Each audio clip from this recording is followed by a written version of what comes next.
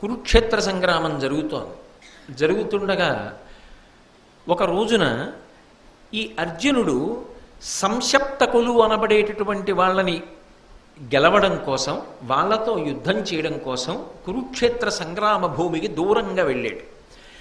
అదే సమయాన్ని అదునుగా తీసుకొని ద్రోణాచార్యుల వారు గొప్ప పద్మవ్యూహాన్ని రచించాడు. అసలు ఆ పద్మవ్యూహంలోకి ప్రవేశించడమే పాండవులకు చేత కాదు. అది తెలిసిన వాళ్ళు ఒక్క కృష్ణుడు, అర్జునుడు, వినా ఇతరులకు తెలియదు. అసలు ఒక సేనాధిపతి యొక్క గొప్పతనం ఎక్కడుంటుంది అంటే వ్యూహరచన చేయడంలో ఉంటుంది. సైన్యాన్ని అలా నిలబెట్టాలి.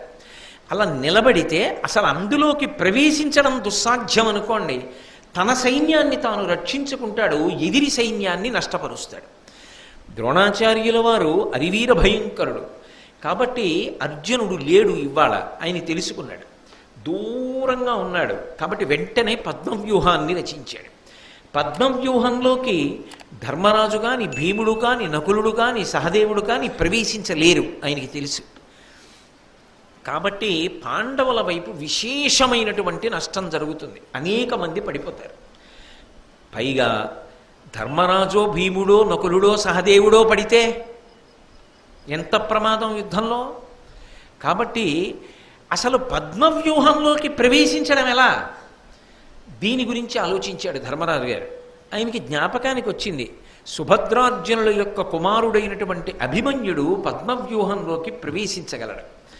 అందుకని ఆ పిల్లవాడి దగ్గరికి వెళ్ళి అడిగాడు, పద్మవ్యూహాన్ని రచించాడు గురువు, నువ్వు ప్రవేశించగలవా అని అడిగాడు. ఆయన పరమానందపడిపోయి, కృష్ణ భగవానుడు ఆనందపడిపోయేటట్టు, మా తండ్రి సంతోషపడిపోయేటట్టు, గురువు ద్రోణాచార్యుల వారు మెచ్చుకునేటట్టు నేను ఇవాళ పద్మవ్యూహాన్ని భేదించి లోపలికి వెడతాను. వెళ్ళి శత్రు సైన్యాన్నంతటినీ కాకావికలు చేసేసి దుర్యోధనుడి మనసు కలవరపరుస్తాను, అంత శత్రు సైన్యాన్ని పడగొడతాను అని ఆయన ప్రతిజ్ఞ చేసి పరమ సంతోషంగా పద్మవ్యూహాన్ని భేదించి ద్రోణాచార్యుల వారు కూడా ఆశ్చర్యపోయాడు, ఏమిట్రా వీడి సంగ్రామశక్తి అని. ద్రోణాచార్యుల వారిని దాటి పద్మవ్యూహంలోకి వెళ్ళిపోయాడు.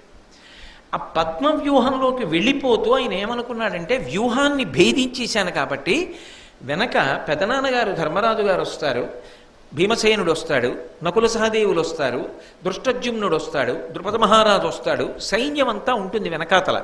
కాబట్టి వ్యూహాన్ని భేదించాను కాబట్టి నా వెనక వీళ్ళందరూ ఉంటారు కాబట్టి నేను క్షేమం అనుకున్నాడు అని లోపలికి వెళ్ళిపోయాడు.